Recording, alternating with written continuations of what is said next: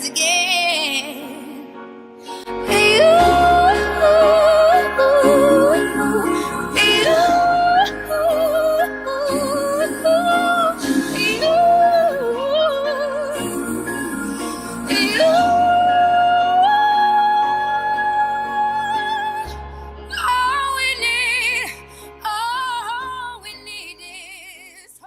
Jésus est venu.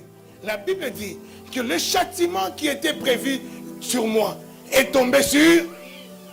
Le châtiment qui était prévu sur toi est tombé sur qui? Sur Jésus. C'est ce châtiment que le monde, que l'Assyrien, il t'affligeait dans le monde, ce châtiment est tombé sur Jésus. Et comme il est tombé sur Jésus, Jésus, il devient maintenant ta couverture. Il dit, le châtiment tombe sur toi pour que toi, tu ne puisses pas être châtié. La pauvreté est tombée sur lui pour que toi, tu ne puisses pas être esclave de la pauvreté. La maladie est tombée sur lui pour que toi, tu ne puisses pas être esclave de... Non, tu n'as pas encore compris. Je ne sais pas si les enfants de Dieu comprennent. Je veux que tu réalises cela. Le prophète parlait prophétiquement. Il était en train de parler de toi. Il n'était même pas en train de parler des enfants d'Israël. Il le parle à eux. Mais eux, c'était aussi une image de ce que nous sommes. Est-ce que vous savez que les enfants d'Israël, c'était notre image? C'était notre ombre. C'est ton ombre que... Donc, ça dit, Élie là, c'était mon ombre. Ézéchiel là, c'était mon ombre. Est-ce que tu sais ça? C'était l'ombre des choses. C'est ce que Colossiens dit, Colossiens 2, verset 16. Il dit toutes ces choses, c'était l'ombre des choses, mais la véritable chose, elle était en quoi? Reprends, Colossiens 2, reprends à partir du verset 15. Je veux que tu saisisses, bien-aimé dans le Seigneur. Nous sommes en marche vers le surnaturel. Et le surnaturel n'est pas loin de toi. Le surnaturel est en toi. Il a dépouillé les dominations. Il a dépouillé les dominations. Et les autorités. Les autorités. Et les a livrées publiquement. Et il les a livrées publiquement en spectacle. En triomphant d'elle par la croix. Et il a triomphé d'elle à la croix. Continue.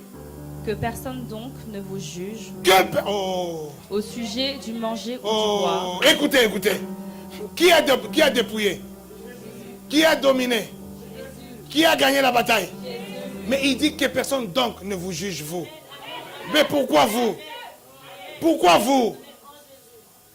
Parce que vous êtes en lui. Parce que vous êtes en Jésus. Et si vous êtes en Jésus, donc vous êtes dominant. C'est vous qui avez dépouillé. C'est vous qui avez dominé. C'est vous qui régnez. Parce que vous êtes en Jésus.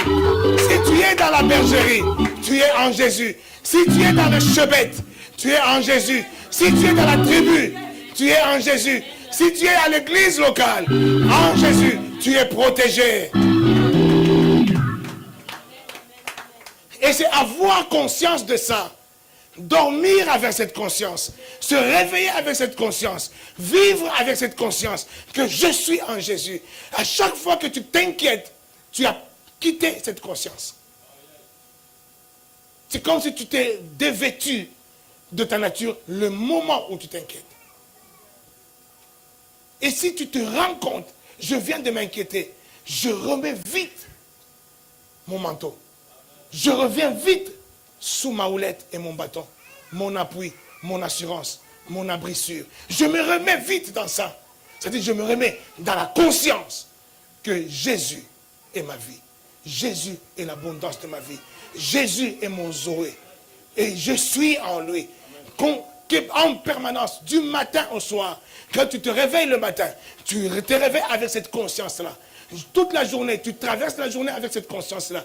La nuit, tu dors avec cette conscience-là. Pour te réveiller le matin avec cette conscience-là. Je suis bien d'accord avec toi. Au début, ça va être compliqué. Mais tu dois te forcer un peu pour acquérir ce mécanisme de la conscience.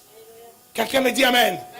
Parce que tellement notre conscience a été corrompue par l'Assyrien, corrompu par le monde, corrompu par les choses matérielles, les choses physiques que nous avons vues, dans lesquelles nous n'avons pas discerné que ce sont des images. Nous avons été corrompus par ces choses, par les manques, par les symptômes de maladie, par toutes ces frustrations. Nous avons été corrompus dans notre conscience. Et le message de l'évangile vient pour t'amener à reprendre conscience. Conscience de ta vraie nature. Le message de l'évangile n'est pas le message qui va te dire, frère, dans l'église, il faut faire, il faut arrêter de l'impudicité. C'est pas ça qui va te changer. Amen. Beaucoup de chrétiens sont des gros hypocrites. Ils sont des gros hypocrites. Et ils viennent à l'église de faire semblant. Dès qu'ils franchissent la porte de l'église, c'est des gros pécheurs. Mais vous croyez quoi? Vous croyez que le péché, c'est seulement quand on t'attrape en train de faire l'impudicité? Mais tout ce que vous faites beaucoup de péchés. Est-ce que vous savez que ton impudicité là, ça te trahit que toi-même? Mais ta médisance là, quand tu es quelqu'un, tu es en train de médire sur les gens, est-ce que tu sais que tu es en train de détruire d'autres personnes? Et tu crois que te détruire toi et détruire d'autres personnes, qu'est-ce qui est plus grave? C'est détruire d'autres personnes. Avec ta langue là, tu tues des gens. Parce que tu es en train de médire sur les gens. Tu es en train de dire des mauvaises choses sur les gens. Or, dans les églises, c'est rempli de gens qui font de la médisance. Mais qui se cachent. Ah non, moi je ne fais pas l'impudicité. Ah non, moi je suis saint. Dès que quelqu'un tombe enceinte, on te pointe du doigt. Lui, elle. Mais non, moi non. Mais la c'est toi. Celle qui est tout le temps en train de parler du mal, c'est toi. Mais tu penses que ce que toi tu fais n'est pas un péché. Mais celle qui est tombée enceinte, c'est elle qui est tombée dans le péché. Mais tu te trompes toi-même. Tu ne trompes pas Dieu. Tu ne trompes même pas le diable. Parce que même le diable, il le sait. Que toi, tu commets même pire. Parce que tu es en train de détruire le corps de Christ. Quand tu es en train de médire, de dire du mal de ton frère, de dire du mal de ta soeur, tu es en train de la détruire. Détruire sa réputation. Tu fais fuir même les gens de l'église. Et quand tu fais cela, et tu crois que non, parce que moi je ne tombe pas en impudicité, donc je n'ai rien fait. Mais tu as fait pire que celui qui est tombé en impudicité. Alléluia. Vous voyez comment le diable il nous trompe sur des bêtises. Sortons dans ces bassesses. Sortons de ces bassesses-là. Rentre dans ta vie Zoé. Rentre dans ta vie surnaturelle. Si tu marches dans le surnaturel, bien aimé dans le Seigneur, tu vas avoir une vie abondante. Est-ce que si tu as une vie abondante, aujourd'hui, tu as besoin de 1000 euros, les 1000 euros ne manquent pas. Est-ce que tu vas les voler? Est-ce que tu vas les voler? Tu ne vas pas les voler parce que tu l'as. Aujourd'hui, si tu es dans ton mariage, est-ce que tu vas les tomber? Mais à moins que tu sois vraiment quelqu'un de maudit. Hein, que tu es déjà marié et puis tu vas chercher ailleurs. Ça, c'est ton problème. La malédiction là, vient seulement et puis tu vas confesser et puis on va prier pour toi. Amen. Mais si tu es dans ton mariage, tu es heureux dans ton mariage. Ton mariage, tu l'as consacré à Dieu. Tu le donnes à Dieu. Tu comprends que mon mariage, c'est Dieu. Est-ce que tu vas tomber encore? Alors, si moi, je t'amène, qu'est-ce que tu préfères? Que je vienne tous les dimanches ici te rappeler, frère, ne tombe pas en impudicité. Ou alors que je vienne tous les dimanches ici te dire, ma soeur, reçois ton mariage. Qu'est-ce qui est mieux? Que je vienne te rappeler ton péché, ou que je vienne te donner la chose qui va t'empêcher finalement de tomber dans le péché. Qu'est-ce que tu préfères? Qu'est-ce que tu préfères? Que je vienne te rappeler que tu n'es qu'un fauché? Frère, tu n'es qu'un fauché. Frère, toi tu n'es qu'un pauvre. Et la pauvreté, c'est la vertu de Dieu. Les pauvres hériteront le royaume des cieux. Tu veux que je vienne t'annoncer ça tous les dimanches? Pour que quand tu sortiras d'ici, tu fasses ton hypocrisie, tu vas courir partout, tu vas escroquer tout le monde pour avoir de quoi manger. Ou tu veux que tous les dimanches ici, je puisse déclencher la vie Zoé en toi, la vie surnaturelle en toi, qui va t'amener à ne manquer de rien. Quelqu'un me dit Amen. Qu'est-ce que tu préfères? C'est alors que tu vas entendre des gens qui sont en train de prêcher. Oh non, ils prêchent l'évangile de la prospérité. Cet évangile détruit l'église. Mais c'est l'évangile de la condamnation qui détruit l'église. Ce n'est pas l'évangile de la prospérité. Parce que notre vie, c'est une vie prospère. La vie Zoé, c'est une vie en abondance. Une vie prospère. Quelqu'un me dit Amen. Sortez de ces histoires qu'on vous raconte, qu'on vous prêche contre la prospérité. Ce sont des bêtises, ce sont des mensonges. Parce que Jésus lui-même, il est la prospérité. En Jésus, tu es prospère. Et la chose qui va t'amener à quitter toutes ces choses-là qui sont en train de te pointer du doigt. Et en vrai, ils font quoi? Ils sont en train de pointer du doigt la plaie que tu as. Que tu as une plaie. Ah, regarde là, tu as une plaie. Ah ben c'est bien. J'ai une plaie. Ok. Et après? Et après? Si tu ne me dis pas pour guérir la plaie, tu me fais quoi? Tu ne fais que venir me pointer, regarde ta plaie. Regarde ta plaie. Mais tu ne me guéris pas. Bon, si tu veux que tu guéris comment? En disant, guéris ta plaie. Hein? Tu me guéris comment en disant, c'est pas bien d'avoir la plaie. Est-ce que c'est une solution? Frère, fuis l'impudicité. D'accord, je fuis l'impudicité, mais comment? Oui, fuis l'impudicité. Oui, mais comment? Ah non, parce que l'impudicité va t'amener en enfer. Oui, je suis d'accord, mais comment je fuis l'impudicité? Non, parce que l'impudicité, ce n'est pas pour les enfants de Dieu. Oui, d'accord, je suis bien d'accord. Mais je le fuis comment? Alléluia. Est-ce que quelqu'un est d'accord avec moi? Je le fuis comment? Si je suis dans l'impudicité, mon frère, c'est parce que je n'ai pas de mariage. Est-ce que tu peux me donner le mariage? Si je te donne le mariage, tu as fui l'impudicité. Oui ou non? Oui ou non? Alors tu préfères quoi? Que je te rappelle tous les jours, fuis l'impudicité, et que l'impudicité va t'amener en enfer, l'impudicité va t'amener je ne sais pas où, ou que je viens tous les jours te motiver, t'encourager pour que tu puisses libérer le surnaturel et que tu puisses avoir ton mariage. Et une fois que tu auras ton mariage, tu n'auras plus de problème avec l'impudicité. Oui ou non? C'est ça l'évangile de la prospérité. Quand vous entendez, oh, évangile, c'est ça l'évangile de la prospérité. Quand Paul, l'apôtre Paul dit, il prie pour les enfants, il prie pour l'église. Éphésiens 1 au verset 8. Comment il prie?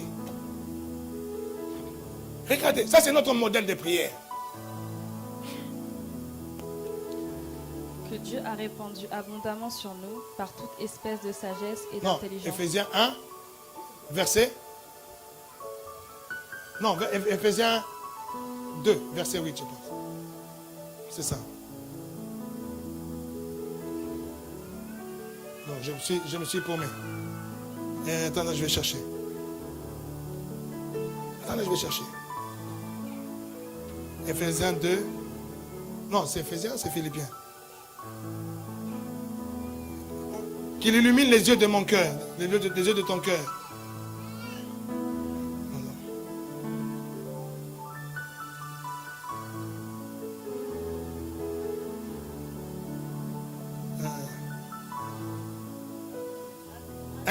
J'ai dit 8, hein? Non, 18. 1, 18. Vas-y. Et qu'il illumine les yeux de votre cœur. Non, commence avant. Afin que le Dieu de notre Seigneur Jésus-Christ, le Père de gloire, vous donne un esprit de sagesse et de révélation dans sa connaissance. Avant cela, il est en train de dire, je prie, moi, Paul. Je prie. Quand je fais mention, quand je me rappelle de vous, je fais mention de vous dans mes prières. Et je prie comment? Et là, il est en train d'expliquer comment. Vas-y. Et qu'il illumine les yeux de votre cœur. Il dit que notre Père illumine les yeux de votre cœur. Il dit que tes yeux s'ouvrent. Pas les yeux physiques, là, mais que les yeux spirituels s'ouvrent. Et pour voir quoi? Pour que vous sachiez quelle est l'espérance qui s'attache à son appel. Quelle est l'espérance qui s'attache à quoi? L'espérance qui s'attache à son appel. C'est quoi cet appel-là? C'est la vie Zoé. L'appel à la vie qu'il t'a donnée, la vie en abondance qu'il t'a donnée, l'espérance qui s'attache à ça, à cette vie Zoé qui est en toi, que tes yeux s'ouvrent, que tu vois cela, et tu le verras comment. Continue. Quelle est la richesse de la gloire de son Quelle est la richesse? De quoi? De sa gloire. De sa gloire. Est-ce qu'il dit non, que tu vois les péchés autour de toi, que tu vois les péchés dans lesquels tu vis, et que tu quittes ça, que tu vois l'impudicité et que tu fuis l'impudicité et que tu vois les sorciers de ta famille pour que tu puisses les balancer des feux, des javelots, pour que tu vois les occultistes du coin qui te bloquent. Est-ce qu'il parle de ça? Il dit que tes yeux s'ouvrent pour faire quoi? Pour faire quoi? pour voir à l'espérance à laquelle est attaché quoi? Ton appel, ta vie. Quelle est la richesse? De sa gloire, de son héritage. Quelle est la richesse? Mais comment veux-tu voir la richesse si je ne te parle pas de cette richesse? Comment veux-tu voir si je ne te parle pas de ça? Parce qu'on va te dire c'est l'évangile de prospérité. Comment peux-tu voir ça? Parce que si j'ose parler de ça, il prêche l'évangile de prospérité. Mais Paul est en train de dire, si moi je dois prier pour vous, voilà comment je prie. Que Dieu vous ouvre les yeux, que vous puissiez voir l'étendue de sa richesse. Continue. Amen. Quelle est la richesse de la gloire de son héritage qu'il réserve aux saints, Hein? et quelle est envers nous qui croyons l'infinie grandeur de sa puissance, se manifestant avec efficacité par la vertu de sa force. Alléluia. Quelqu'un peut acclamer cette parole. Il parle encore une fois de la vie Zoé. Une vie en abondance. Que tu vois la richesse de sa gloire dans ta vie. Je dis que cela soit ton partage.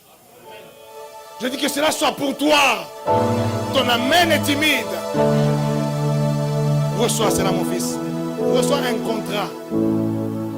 Je libère un contrat dans ta vie. Meilleur que le contrat que tu avais jusque-là. Et tu viendras témoigner cela.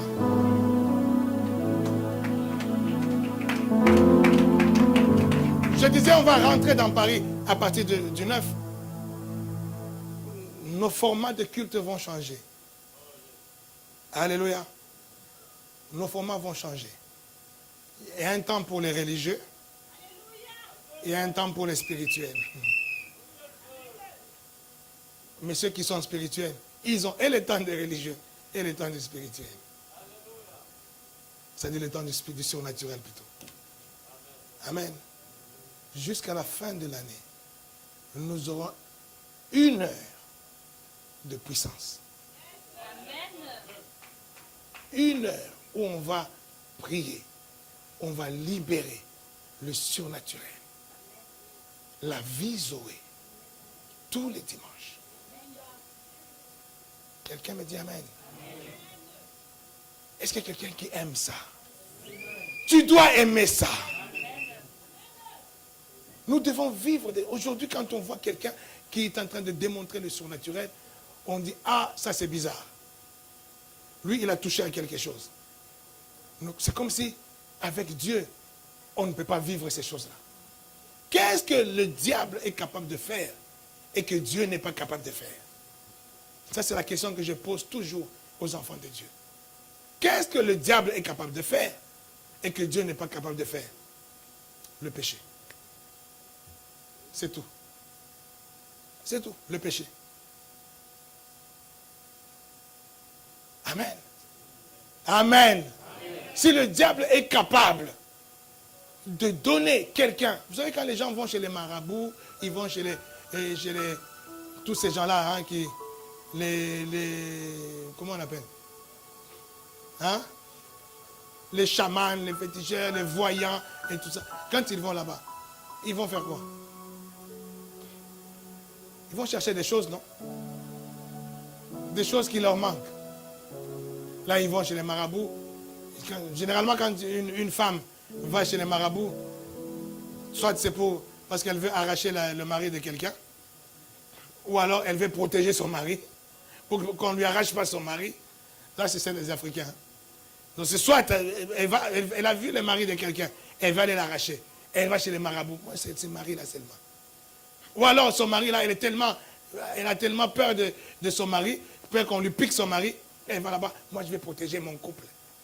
Et même les chamans, là, ils savent ça. Quand je vois une femme venir là, je sais seulement c'est pour ça. Et tout de suite, elle dit, attends, ne dis rien. Oh là là là là là. Je vois quelqu'un. Je vois quelqu'un dans ta vie. Je vois une femme là. Elle est grande, mais pas très grande. Alors, des grandes, pas très grandes, il y en a plein. Hein? Là, quand tu regardes, tu as déjà répété, ah, ça c'est ma copine là. Ah, ça, tu vois, elle n'est pas grande. Même si elle était grande, ça allait être la même chose. Tu vois, elle est grande. Mais comme elle n'est pas grande, non, tu vois, elle n'est pas grande. Parce qu'il t'a dit ça. Elle est grande et pas grande en même temps. Elle est claire et pas très clairement foncée. Et là, automatiquement, là-dedans, tu dis, oui, oui, oui, oui, oui, oui. Là, tu vois tout de suite ta copine là qui est claire. Si elle était foncée, cette copine-là, elle était foncée. Oui, oui, tu vois tout de suite la copine qui est foncée. Parce qu'elle a tout mis là-dedans, dans le panier. Et tout ça, c'est pourquoi? Parce que tu ne sais pas, ou tu n'as pas la vie Zoé. Si tu as la vie Zoé, tu sais que l'Éternel est mon berger. Quand il dit, il oint ma tête et ma coupe déborde. C'est-à-dire, il est en train de faire en sorte que je ne puisse pas avoir des soucis. Parce que quand il oint la tête des brebis, cette huile-là, c'est comme un peu de l'insecticide, on peut appeler ça de l'insecticide, que les bergers mettaient sur la tête des brebis, pour que les insectes ne viennent pas rentrer dans les narines des brebis. Quand des insectes rentraient dans les narines des brebis, ça rendait les insectes, les brebis fous. Ça les rendait agités. Et quand ils étaient agités, ils n'étaient pas capables de produire du bon lait, ils n'étaient pas capables de produire de la bonne laine, et puis des fois, ils mouraient même. Ils meurent tout simplement d'agitation. Et ces choses-là, ce sont les épines, on l'a dit la dernière fois, ce sont les épines, comme la parole dit, que le semeur, il a sémé la parole, mais la parole est tombée sur une terre épineuse, où il y a des épines. Et il explique en disant que ces épines-là, ce sont les soucis de ce monde.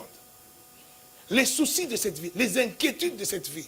Ça détruit ta productivité dans le monde surnaturel. Les soucis de ce monde. Quand tu t'inquiètes pour les choses de ce monde, quand tu ne vois que les choses de ce monde, tu es en train de te rendre improductif au surnaturel. Ça veut dire que pour être dans le surnaturel, tu dois apprendre à te libérer de tous les soucis. Et pour te libérer de tous les soucis, il oint ta tête. Et comment il oint ta tête? En te donnant la connaissance de ton identité. La connaissance de ton identité, c'est comme une huile. On revient pour finir dans Ésaïe que nous étions en train de lire. Et il dit quoi dans Ésaïe, chapitre 10? Il dit, ne crains pas l'Assyrien, ne crains pas l'Assyrien, il te frappe de la verge, et il lève son bâton sur toi, comme faisaient les Égyptiens. Verset 5. Mais encore un peu de temps. Mais encore un peu de temps. Et le châtiment cessera. Est-ce qu'on a compris que mais encore un peu de temps? Il est en train de parler aux enfants d'Israël pour leur parler de la venue de Jésus. Jésus qui viendra cesser le châtiment. Jésus qui viendra prendre le châtiment. Une fois que lui, il l'a pris, ton châtiment a cessé. Quelqu'un me dit Amen. Est-ce que quelqu'un me dit Amen? Amen. Je dis ton châtiment a cessé. Tu n'as plus de châtiment dans ta vie. Et il continue. Puis ma colère se tournera contre lui. Ma colère se tournera contre qui? Il dit, et puis, quand le châtiment cessera, qu'est-ce qui va se passer après? Puis ma colère se tournera contre lui. Ma colère se tournera contre qui? Contre toi. Contre qui? Contre l'Assyrien. Contre celui qui a levé son bâton contre toi. Contre celui qui voulait te châtier. C'est contre lui que ma colère se tourne.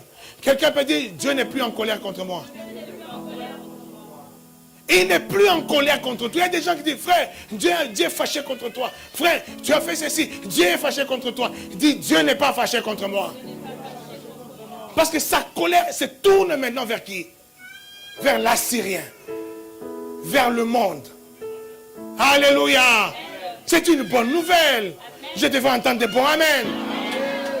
De juste de savoir que la colère de Dieu n'est plus contre moi. Je suis son fils. Même si je m'égare un peu, il est là pour me tenir par la main et pour me ramener dans le droit chemin. Mais il ne va pas me châtier. Vous savez, même quand on parle de châtiment, le mot même châtiment, c'est un mot qui peut être traduit avec beaucoup de versions. Mais en fait, on l'a traduit par châtiment. Il y a le châtiment de punition. Il y a le châtiment de correction. Il y a le châtiment de condamnation. Mais tout ça, quand tu lis dans la Bible en français, on parle de châtiment. Là où on parle de correction, on dit châtiment. Là où on parle de condamnation, on dit châtiment. Là où on parle de punition, on dit châtiment. Mais pour nous, les enfants de Dieu, nous sommes corrigés par notre Père. Nous ne sommes pas punis par notre Père. Nous ne sommes pas condamnés par notre Père. Mais notre Père nous corrige quand nous nous dévions. Il nous reprend avec sa houlette et son bâton. Et il nous ramène à la correction. Et il ne nous punit pas, il ne nous condamne pas, parce que nous sommes ses enfants.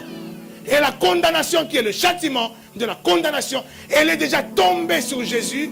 Et maintenant, celui qui lève son bâton pour te condamner, celui qui lève son bâton pour te châtier, qu'est-ce que lui, il va faire de lui maintenant?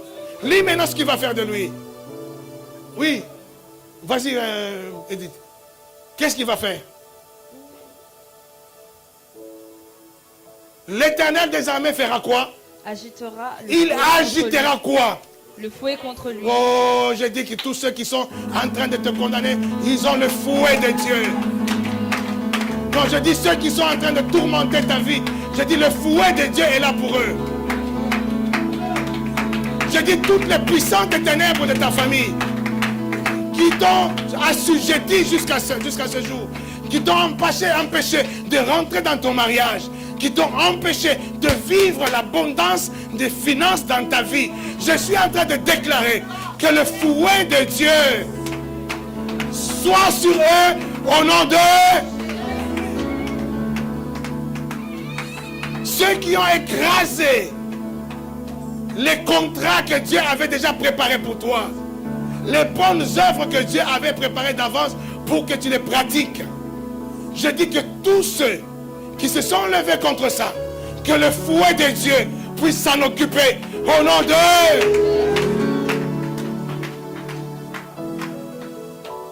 Comme il a fait quoi?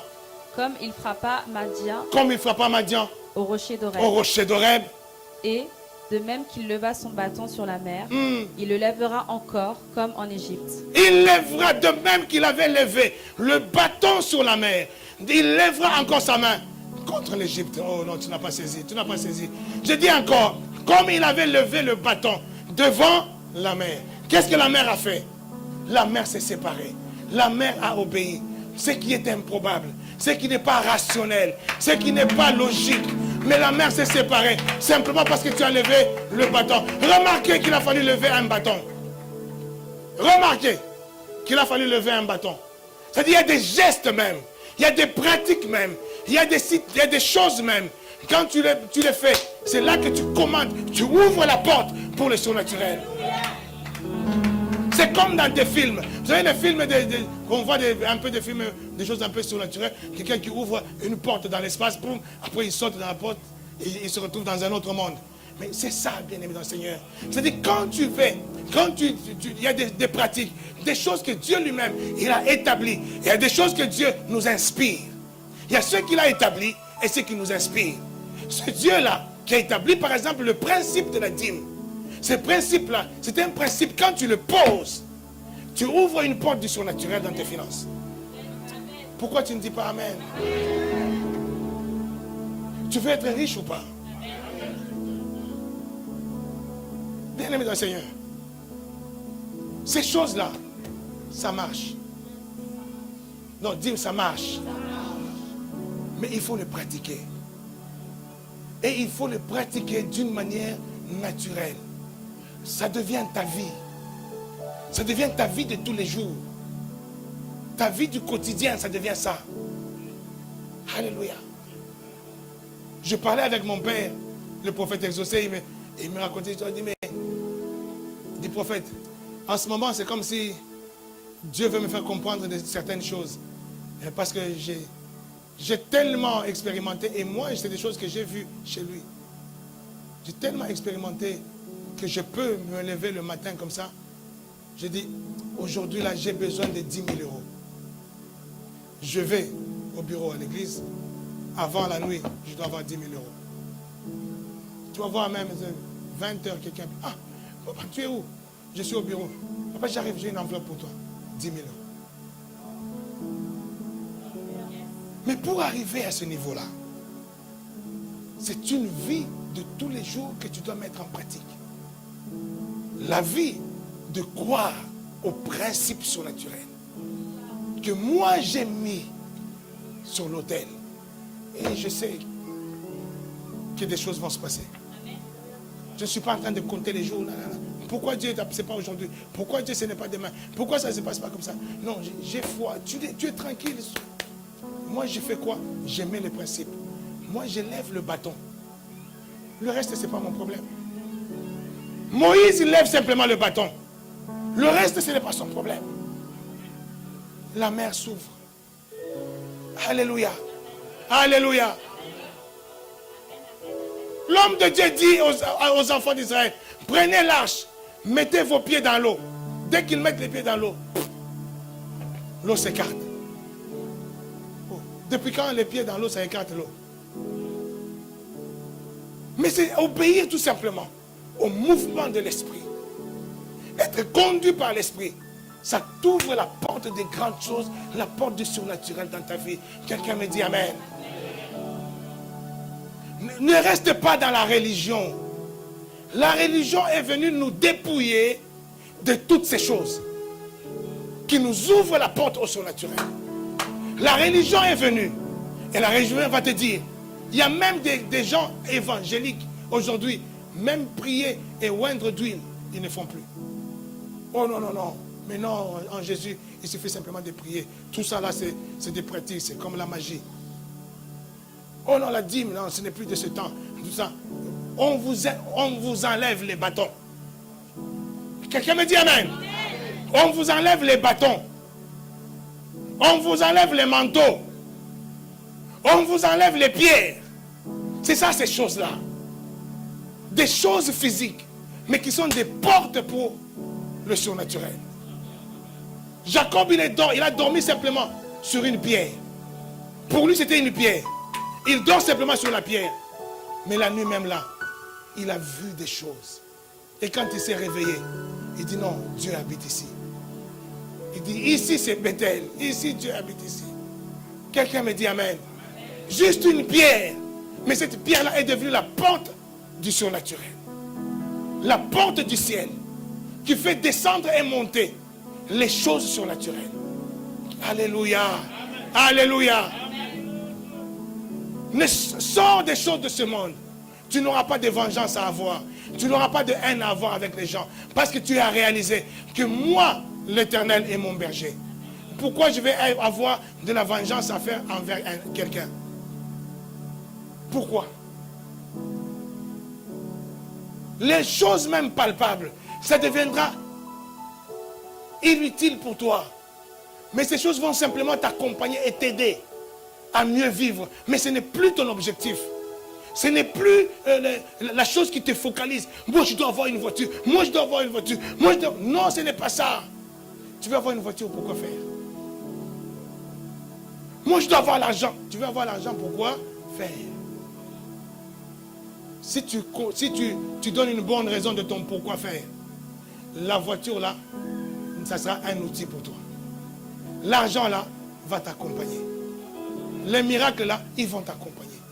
Toi, tu veux ça pourquoi? Est-ce que je parle à quelqu'un? Je suis en train de t'introduire dans la vie du surnaturel.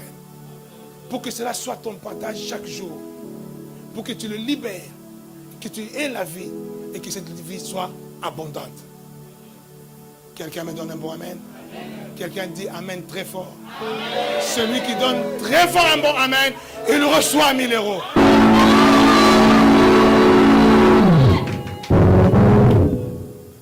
Je ne blague pas. Je ne blague pas. Parce que je veux que tu reçoives cela. Et quand tu recevras cela, que tu saches d'où ça vient. Que tu saches la source. Et que tu respectes la source. Amen. Je dis bien que tu respectes la source. Beaucoup n'honorent pas la source, mais ils honorent le canal. Hein? Tu arrives chez toi, là, tu prends ton mouchoir, là, tu es en train de caresser ton interrupteur. Et ton compteur d'électricité, un compteur. Tu es beau. Est-ce qu'il va te donner l'électricité? Si là, EDF, il coupe là, tu n'as qu'à nettoyer l'interrupteur comme tu veux. Mais si EDF, il coupe, tu vas avoir l'électricité? Alors, au lieu de t'acharner à nettoyer le compteur, nettoie la source. Vois avec EDF. Tu ne manqueras pas d'électricité. Quelqu'un me dit amen. Est-ce que quelqu'un comprend cela? Tu veux avoir de l'argent? Vois la source. Vois la source. Qu'on ne te trompe pas. Je suis en train de parler à des riches. Qu'on ne te trompe pas. Qui te critique, laisse-les. Est-ce que c'est leur argent? Et laisse-les. Maintenant, toi, tu vas leur démontrer. Tu vas leur démontrer par ta prospérité. Eux qui te critiquent aujourd'hui, hey, dans leurs églises là-bas, on les escroque, on fait ceci. Eux qui te critiquent aujourd'hui. Toi, tu comprends, tu restes dans le surnaturel et dans les principes spirituels qui t'amènent dans le surnaturel au travers des choses matérielles qui sont des portes pour le surnaturel. Si tu restes dedans, les mêmes qui te critiquent aujourd'hui, dans vos églises là, c'est eux qui viendront te dire, est-ce que tu peux me donner? Est-ce que tu peux m'aider? Je suis en train de parler de quelqu'un. Non, est-ce que je parle de toi? Est-ce que je parle de toi? En cette année de jubilé du prophète, tous ceux qui sont dans la bergerie du prophète bénéficient de la grâce du prophète. Je dis que c'est toi qui vas recevoir. Je sens même le surnaturel s'est déclenché. Je le sens. C'est-à-dire, je dormais déjà, moi-même, je n'arrivais même pas à parler, je n'arrivais même pas à prier. Parce que je sentais ces choses en train de se produire. C'est-à-dire, je vois les gens, comment les gens, ils viennent à moi, et c'est comme s'il y a un torrent d'eau qui est en train de couler. Je dis, quelqu'un saisit cette pensée. Vous savez, Dieu est tellement bon, Dieu est tellement merveilleux, qu'il nous a amenés dans le psaume 23. Ça fait un mois qu'on est en train de parler de ce psaume. L'Éternel est mon berger, je ne manquerai de rien. Il nous a amenés petit à petit à réaliser que si tu rentres dans la tribu, le chébet de celui qui a la cruche d'eau, tu ne manqueras pas d'eau. Tu rentres dans le chébet de celui qui a quelque chose à donner, tu vivras la chose. Et je te parle de celui qui est en train de traverser ce qu'on appelle le jubilé. Le jubilé, c'est ce qu'on est en train de dire à quelqu'un, qu'il reprenne toute sa propriété. Tout ce que tu avais perdu, tu le reprends au jubilé. Tu étais fauché. À l'année du jubilé, on te remet ton terrain. On t'avait saisi des maisons. À l'année du jubilé, on te remet ta maison. Tu étais esclave. L'année du jubilé, tu deviens libre. Et je suis en train de dire, quelqu'un qui rentre dans la bergerie de celui qui est en train de traverser un temps du jubilé, il est en train de recevoir ce qui vient de son jubilé. Tu es en train de recevoir la liberté dans tes finances, la liberté dans ta santé, la liberté dans ta vie. Je parle en qualité de prophète. La vie du prophète, c'est une vie qui affecte. Si elle n'affecte pas, je ne suis pas prophète. Si ma vie ne t'impacte pas, je ne suis pas ton prophète. Si je suis ton prophète, tu vivras des choses à partir d'aujourd'hui. Tu vivras des choses extraordinaires. Bonsoir. Tu vivras des choses mystiques. Il y en a beaucoup déjà parmi vous qui montrent déjà des témoignages. Il y en a qui dorment, mais qui n'arrivent même pas à se réveiller, tellement qu'ils voient des choses mystiques. Je dis, un palier est en train d'être traversé dans la vie des gens. Je dis, une dimension est en train d'être traversée. Attache-toi à cela. Attache-toi à cela. Je ne suis qu'un véhicule, je suis qu'un instrument, mais c'est un instrument qui a ouvert l'eau de la mer. C'est un instrument qui a ouvert l'eau du jardin. C'est un instrument qui a donné la vue aux aveugles. Je dis ta vie, à toi qui fais partie du chebet, le chebet de l'armée des sanctifiés, le chebet de Léas. Je parle de toi qui fais partie des brebis qui sont floquées du tampon, du sceau, RS, au nom de Jésus. Bien-aimé, ta vie ne sera plus la même. Ce n'est ni par ta force, ni par la puissance, mais c'est par son esprit. C'est par son esprit. On te posera la question, qu'est-ce qui s'est passé dans ta vie? On dira, mais c'est bizarre, tu n'es plus le même. C'est comme si hier tu étais quelqu'un d'autre. Aujourd'hui tu deviens quelqu'un d'autre. Reçois cela. Je dis, si ta vie n'est pas impactée par les choses que je libère, par les choses que je déclare, je ne suis pas prophète. Si je suis prophète, c'est pour que ta vie soit impactée dans le surnaturel. Que ta vie soit en abondance.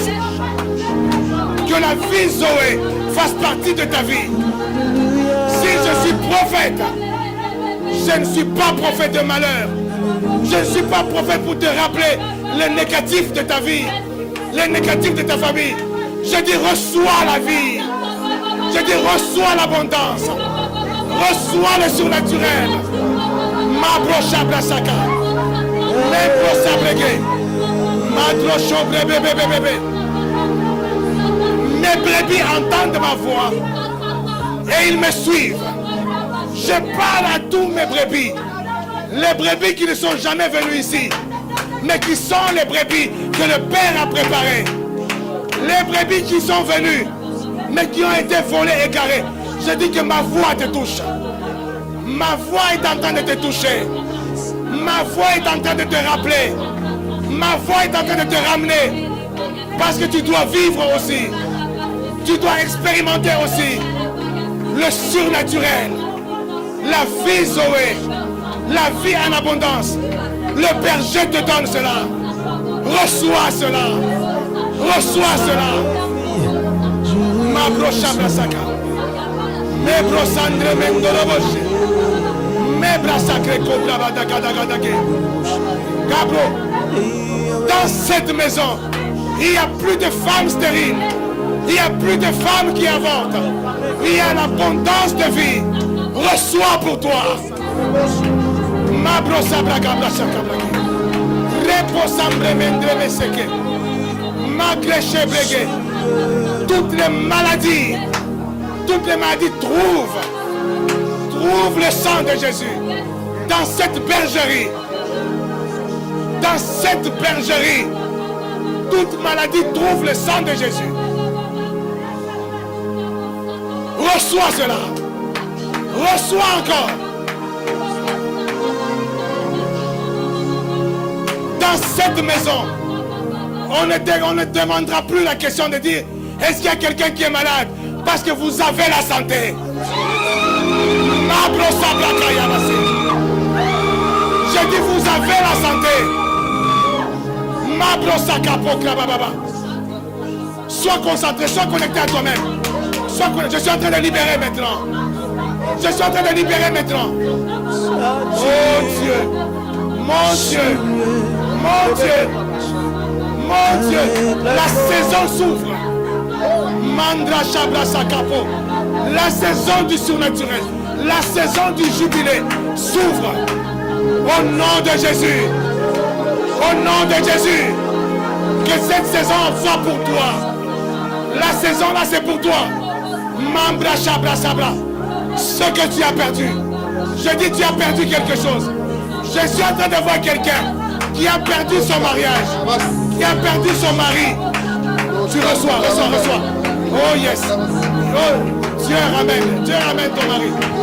Dieu ramène ton mari. Dieu, oh reçois. Ma prochaine brasaka. Mes blos sabrés. La blotique la poche kebe. Rico sabra kabashaka. Mon Dieu. Mon Dieu. Le Dieu de mes pères.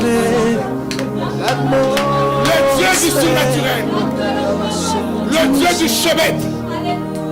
Le Dieu de Méas. Mon Dieu. Quiconque foulera les pieds en ce lieu. Quiconque foulera les pieds dans Méas. Je parle d'un lieu spirituel. Si Méas se trouve dans un parc, je parle de ce lieu-là. Si Méas se trouve dans une salle, je parle de ce lieu-là.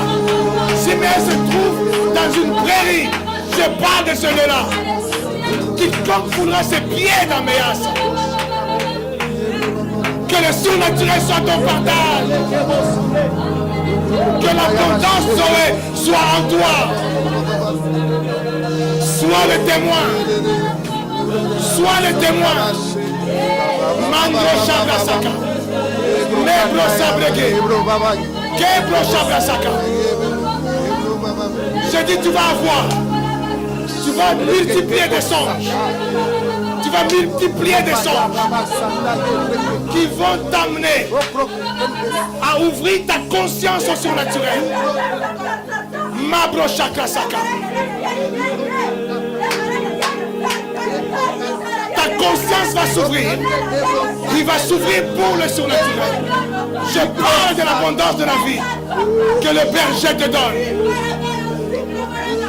Mabro Sabrake. Mebro Sabra Saka. Ripo Sabrake. Habitue-toi à cette vie. Habitue-toi à cette vie. C'est un temps puissant. Une dispensation puissante. Mabro Shaka. Mebro Sabraka Brasakae. Mon Dieu. Mon Dieu. Mon Dieu.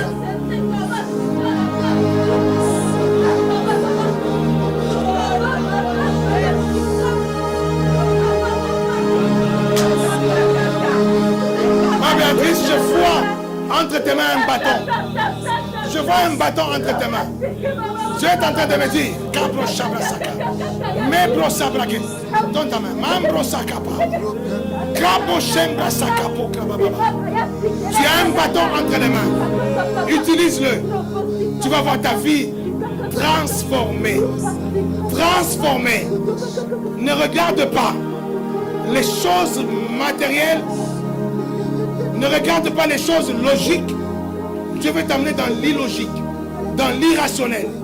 Reçois, reçois, reçois, reçois, reçois, reçois, reçois, reçois. Ça te brûlera la main. Mabro Shabrasaka. Pour te rappeler que tu as ce bâton entre tes mains. Mabro Shabrasaka. Mebro, pendant que tu prieras, à chaque fois que tu vas prier, tu vas sentir dans ta main une chaleur qui va monter. Une chaleur qui va monter. Il va te rappeler la vie Zoé qui t'attend. La vie surnaturelle. Tu entends, tu sens, tu ressens cela.